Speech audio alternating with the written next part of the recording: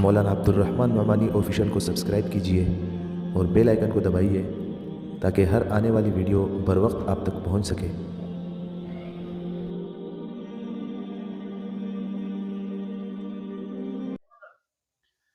کہ مسجدوں کو آباد رکھنے والے، مسجدوں کو تعمیر کرنے والے، مسجد کے متولی، ان کے صفات کیا ہوتے ہیں، وہ کن اوصاف کے حامل ہوتے ہیں۔ تو ارشاد فرمایا انما یعمر مساجد اللہ، کہ اللہ پاک کی مساجد کو وہ لوگ تعمیر کرتے ہیں، وہ لوگ آباد کرتے ہیں، وہ لوگ آباد رکھتے ہیں۔ من آمن باللہ، پہلی صفت جو اللہ پر ایمان رکھتے ہوں، مومن ہو، اللہ کو ماننے والا ہو، وہ مسجد تعمیر کرتا ہے، مسجد تعمیر کرواتا ہے اور مسجد کو آباد رکھتا ہے اور آباد رکھنے کی کوشش کرتا ہے۔ دوسری صفت کہ جو یوم آخرت، حشر کے میدان، حشر کے سختی، حساب اور کتاب پر ایمان رکھتا ہو، مر کر دوبارہ اٹھنے پر ایمان رکھتا ہو، تو وہ مسجد کو آباد رکھتا ہے اور مسجد کی تعمیر کرتا ہے۔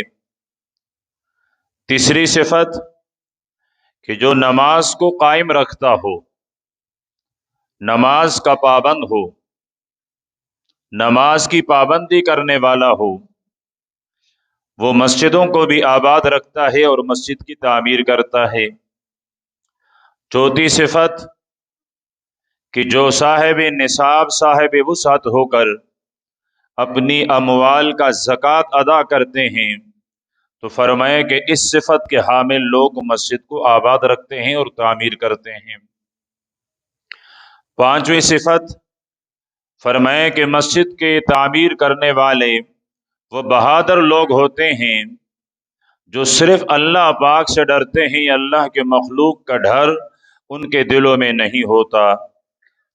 فرمائے کہ ان صفات کے حاملین جب مسجد کو تعمیر کرتے ہیں، جب مسجد کو آباد رکھتے ہیں، تو فرمایا فَعَسَىٰ أُولَٰئِكَ أَن يَكُونُوا مِنَ الْمُهْتَدِينَ، ان لوگوں کے بارے میں یہ توقع کی جا سکتی ہے، ایسے لوگوں سے یہ امید رکھی جا سکتی ہے کہ وہ ہدایت یافتہ ہوں گے، وہ ہدایت کے راستے پر گامزن ہوں گے، وہ ہدایت کے راستے پر سفر کرتے ہوئے اپنے رب تک پہنچ پائیں گے۔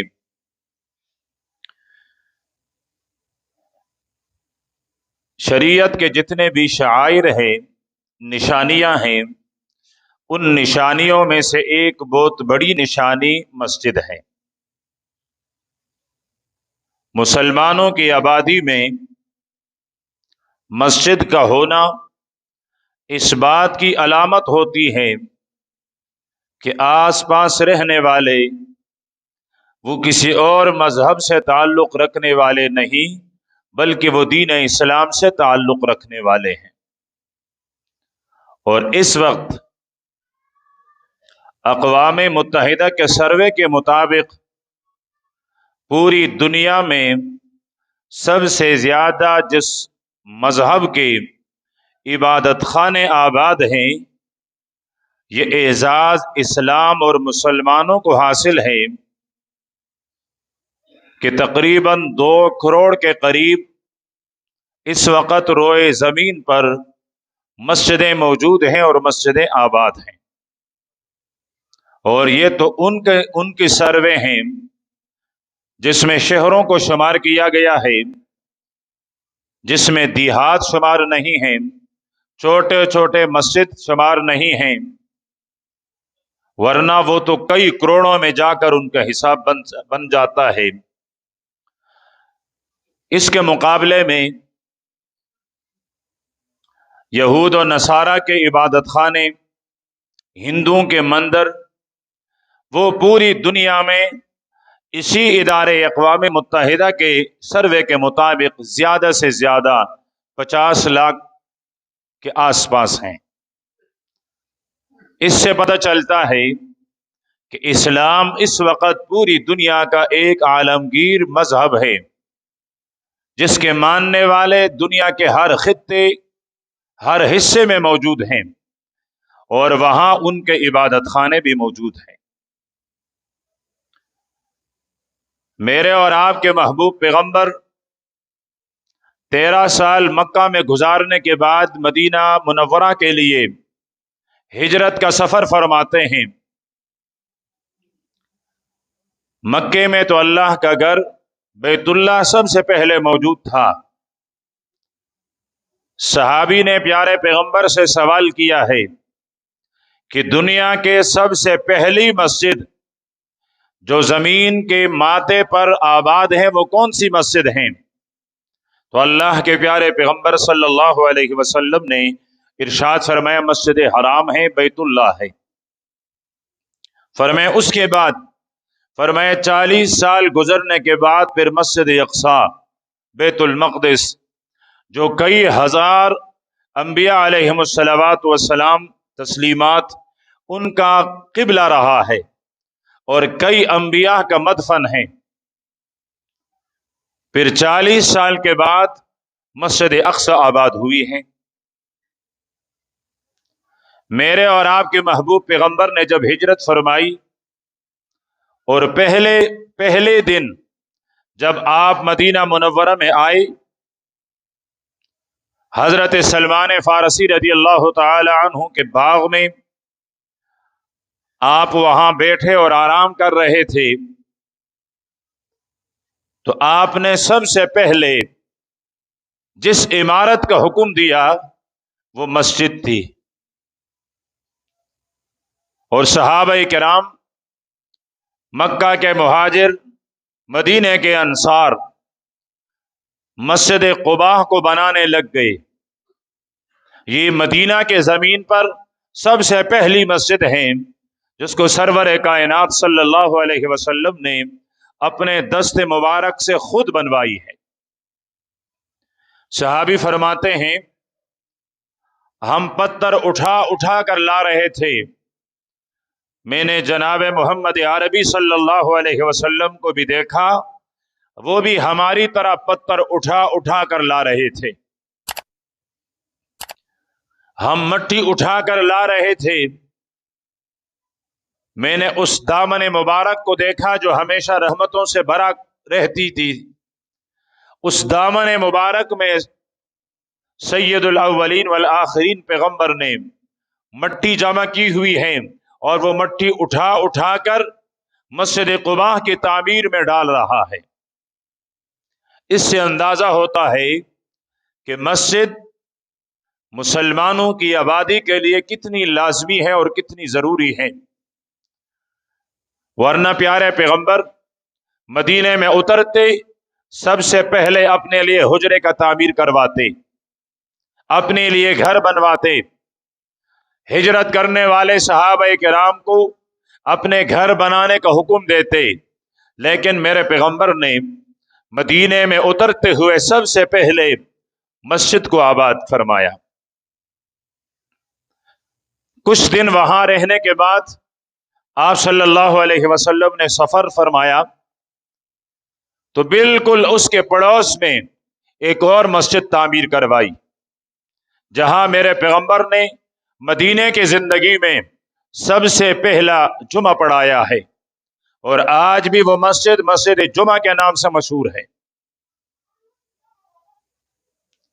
اگر مسجد اہم نہ ہوتی، میرے پیغمبر راستے پر چلتے ہوئے کہیں جمعے کی نماز ادا فرماتے اور مسجد نبوی کی جگہ تک چلتے، لیکن اللہ کے پیارے پیغمبر نے وہاں جہاں جمعہ ادا فرمایا وہاں مسجد بھی بنوائی۔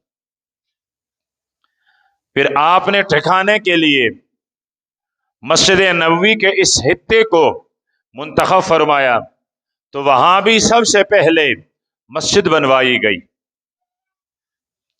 اور آج وہ مسجد پوری دنیا میں، خواہ وہ مسجد ہے، خواہ وہ مندر ہے، خواہ وہ گرجا ہے، خواہ وہ کنیسہ ہے، خواہ وہ کوئی اور عمارت ہے، लेकिन तमाम इमारतों का सरदार इमारत इस वक्त मस्जिद नबवी है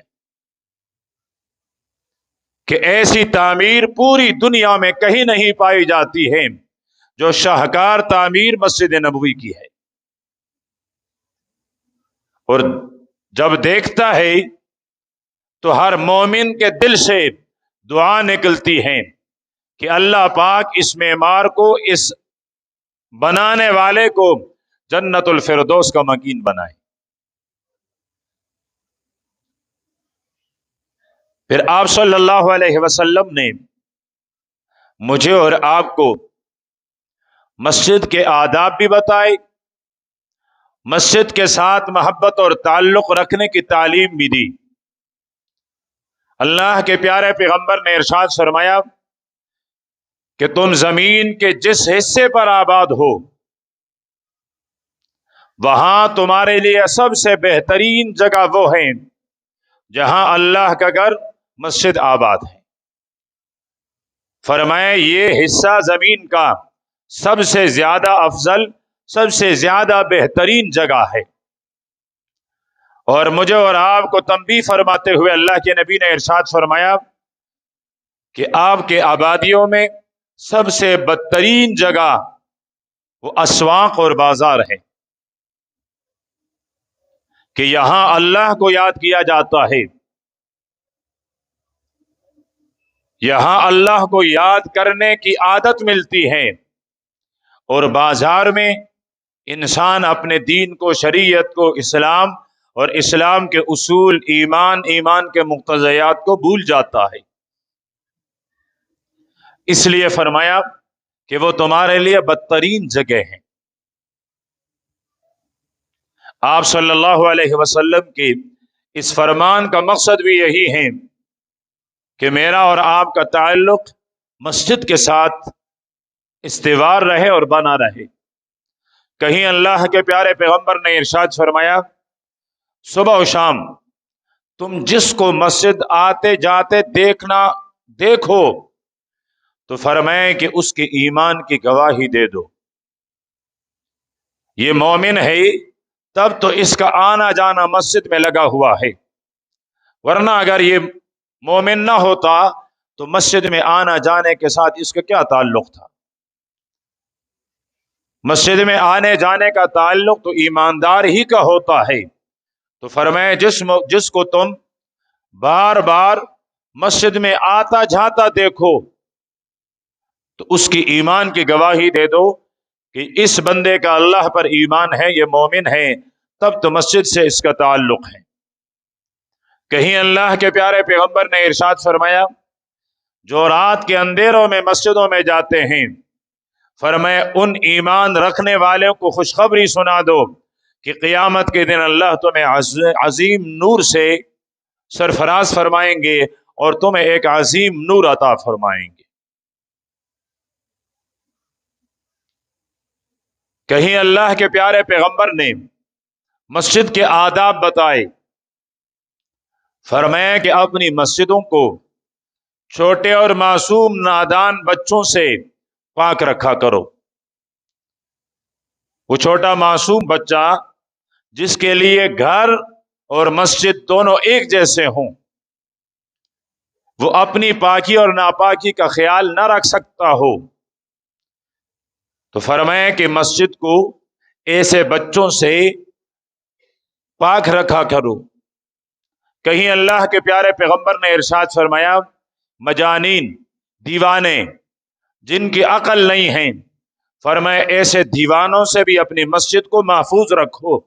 दीवाने को क्या पता है, पागल नासमझ को क्या पता है मस्जिद के आदाब क्या होते हैं।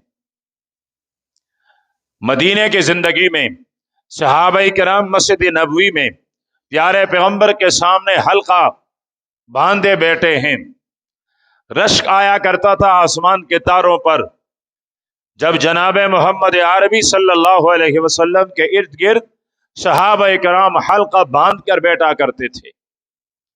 ये जमीन का चांद, ये जमीन के तारे, आसमान के तारे इन पर रश्क किया करते थे कि मुबारक हो तुम उमर, उस्मान, अली, तलहा, साद, सईद, जुबैर, तुम मुबारकबाद के मुस्तहिक हो कि तुम्हें जहां भर के सबसे बेहतरीन चांद मिली हुई है।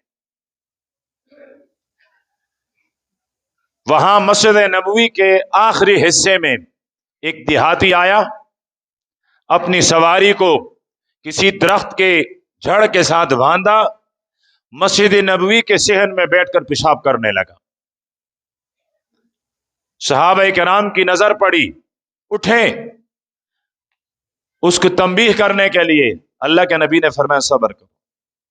फारिग हुआ, फरमाया मेरे करीब ले आओ। करीब बुलवाया गया। कहां से आए हो? अर्ज करने लगा देहाती हूं, फुला देहात से आया हूं। फरमाया ये जो इहाता है, ये जो चार दीवारी है, ये मस्जिद अल्लाह का घर है और इसको इबादत के लिए आबाद किया जाता है और इसको पाक रखा जाता है। इसके अंदर गंदगी नहीं फैलाई जाती। प्यारे पैगंबर के समझाने का अंदाज इतना शफकत भरा था कि उस देहाती और अराबी ने पूछा तुम कौन हो? फरमाया मैं मोहम्मद अल्लाह का रसूल हूं। ये मेरे मानने वाले सहाबा किराम हैं। ये हमारी इबादत की जगह मस्जिद नबवी है। फरमाया जब तुम अपना किसी को बनाते हो तो क्या तरीका होता है? फरमाया कि पहले वो शख्स पाक साफ हो जाए, गुस्ल कर ले, पाक कपड़े पहने, फिर हमारे पास आए। देहाती निकला, घर गया, गुस्ल किया, पाक कपड़े पहने, सीधा मेरे पैगंबर के कदमों में हाजिर हुआ, कलमा पढ़ा, मुशर्रफ बा इस्लाम हुआ। पूछने वाले ने उससे पूछा किस चीज ने तुम्हें मुतासिर किया? फरमाया ये दुनिया का सबसे बड़ा सरदार, ये इसका महल था, मैंने यहां पेशाब किया। अगर मैं दुनिया के किसी सरदार के हुजरे में पेशाब करता तो मुझे जान से मार दिया जाता, लेकिन इसने जिस शफकत से मुझे समझाया, मैं समझ गया ये हिदायत का सच्चा पैगंबर है। इसलिए मैं आया और मैंने इसके हाथ पर हाथ रखकर मैंने इसका कलमा पढ़ा और मैं इसके ताबेदारों में शामिल हुआ। तो अल्लाह के प्यारे पैगंबर ने उस देहाती से फरमाया ये मस्जिद है, अल्लाह के घर हैं, इबादत के लिए हैं, इसको पाक रखा जाता है। इसलिए अल्लाह के प्यारे पैगंबर ने इरशाद फरमाया सिबियान और मजानीन, बच्चे और दीवाने भू जो नासमझ हो, पागल हो, फरमाया उनसे अपने मस्जिदों को महफूज रखा करें। तीसरे नंबर पर इरशाद फरमाया अल्लाह के प्यारे पैगंबर ने कि मस्जिद के आदाब में से एक अदब यह है कि यहां किसी चीज की खरीद भी ना हो, यहां किसी चीज की फरोख्त भी ना हो। यह कारोबार की जगह नहीं है, यह कोई तिजारत की मंडी नहीं है।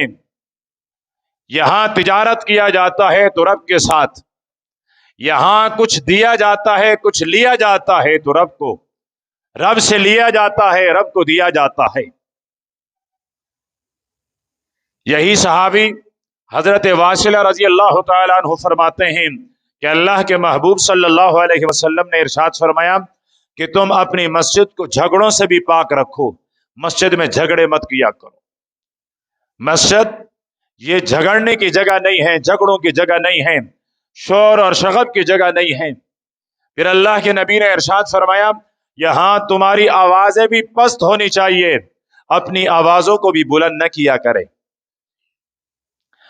हजरत उमर रजी अल्लाह तआला अन्हु ने देखा उनके दौरे खिलाफत में दो आदमी मस्जिद नबवी में बैठे हैं, आपस में बातें कर रहे हैं, ऊंची आवाज से बातें कर रहे हैं। हजरत उमर ने एक कंकरी उठाई, यूं फेंकी उनकी तरफ। जब वो मुतवज्जे हुए, इशारा किया मेरे करीब आओ। करीब आए, फरमाया कहाँ के रहने वाले हो? उन्होंने कहा हम फलां जगह से आए हैं, यहां से गुजर रहे थे, मेहमान थे। फरमाया अगर तुम मेहमान ना होते लअवजअतुकुमा, मैं तुम्हें मार मार कर जख्मी कर लेता।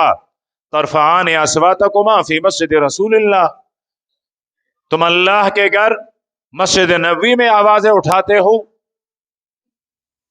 यहां तुम आवाजें बुलंद करते हो।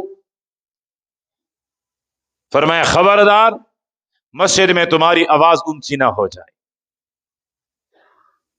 जब ये आयत नाजिल हुई ला तरफउ अस्वातकुम फौक सौतिन नबी, एक सहाबी की कुदरती आवाज बुलंद थी, घर में बैठ गया।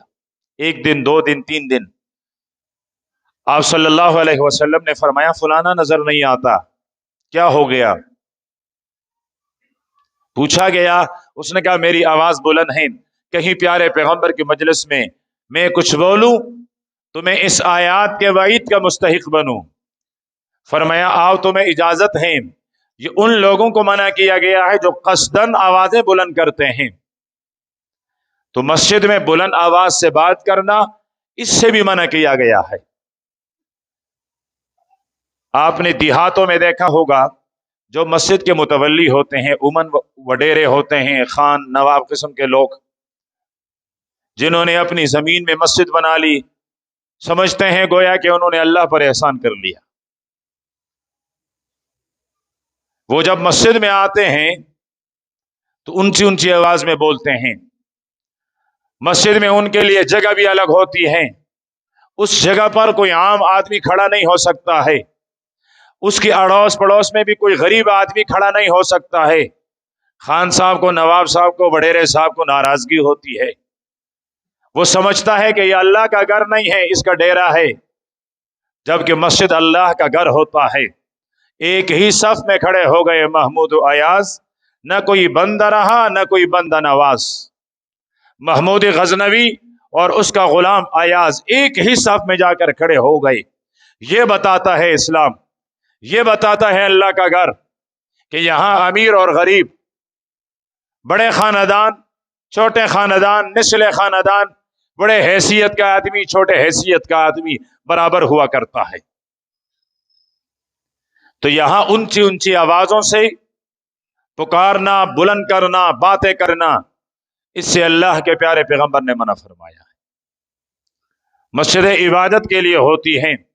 मुनासिब यही होता है कि जैसे ही मस्जिद में आए, वक्त है 2-4 रकात नवाफिल अदा कर लें। कुरान पाक की तिलावत का वक्त है, कुरान पाक उठाइए, कुरान पाक की तिलावत कीजिए। कुर्बान जाऊं, अरब के अंदर हजार खामियां होंगी, हजार खामियां, लेकिन ये अरब जैसे मस्जिद में दाखिल होते हैं, कुरान पाक उठाते हैं या अपने मोबाइल में कुरान पाक का सफा खोलते हैं और तिलावत करते हैं। जब इमाम सफ़े दुरुस्त करवा रहा होता है, वहां भी आप देखोगे अरब उनके सामने कुरान पाक वो तिलावत कर रहा होगा। ये कुरान पाक के साथ इनकी मोहब्बत है। जबकि हमारे यहां ये रिवाज ही नहीं है। बमुश्किल फजर की नमाज के बाद 2-4-6 आदमी कहीं बैठकर कुरान पाक की तिलावत करें। बाकी नमाजों में हम आते हैं, बिल्कुल खामोश बैठते हैं, आधा घंटा, 20 मिनट, 15 मिनट इंतजार करते, खामोश रहते हैं। अल्लाह के घरों में यहां आकर इबादत किया जाता है, अपने अमलनामे को भरा जाता है। तो नवाफिल अदा कीजिए, कुरान पाक की तिलावत कीजिए, उसका भी वक्त नहीं है। सुभान अल्लाह, अल्हम्दुलिल्लाह। हदीस आई, मेरे पैगंबर ने इरशाद फरमाया, जब तुम जन्नत के बागों पर से गुजरो, खूब चरा करो। सहाबा इकराम ने अर्ज किया, वमा रियाजुल जन्ना, अल्लाह के महबूब ये जन्नत के बाग क्या हैं? फरमाया मसाजिद हैं। ये मस्जिद जन्नत की बाग हैं।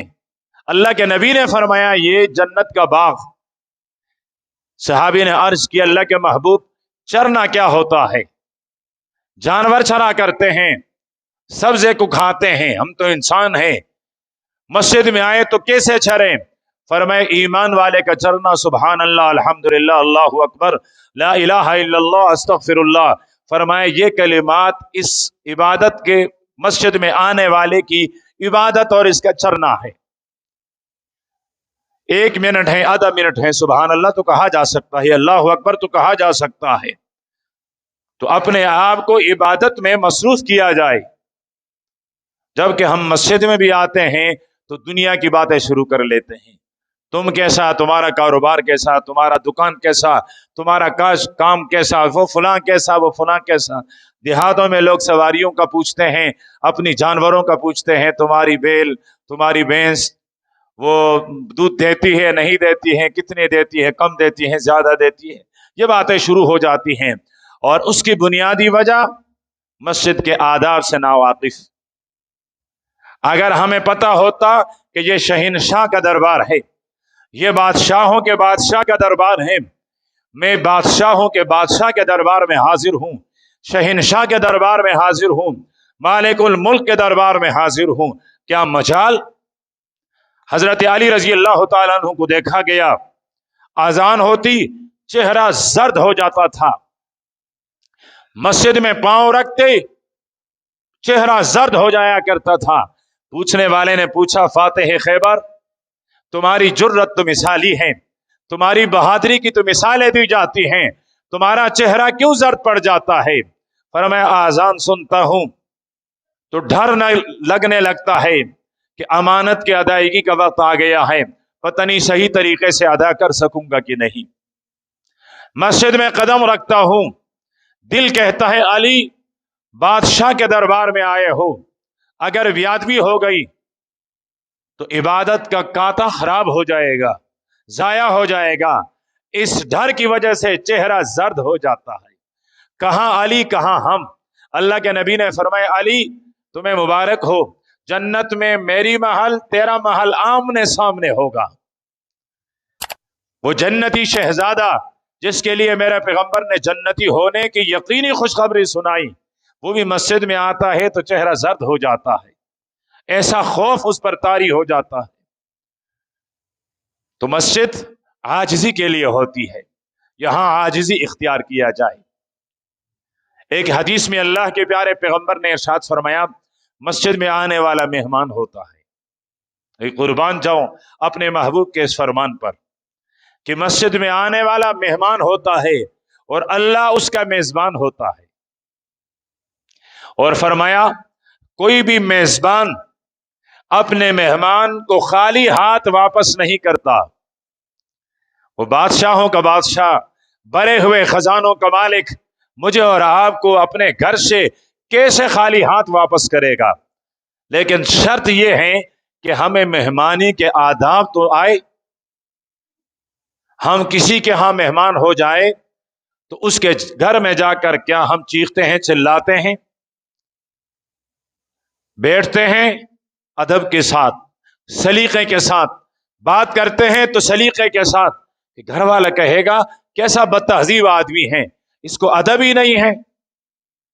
तो यहां भी हम अल्लाह के मेहमान और अल्लाह हमारा मेजबान, उसकी जलाल को सामने रखें, मस्जिद के आदाब का लिहाज रखें और उसके जमाल को सामने रखें, अपनी जरूरियात उससे मांगें।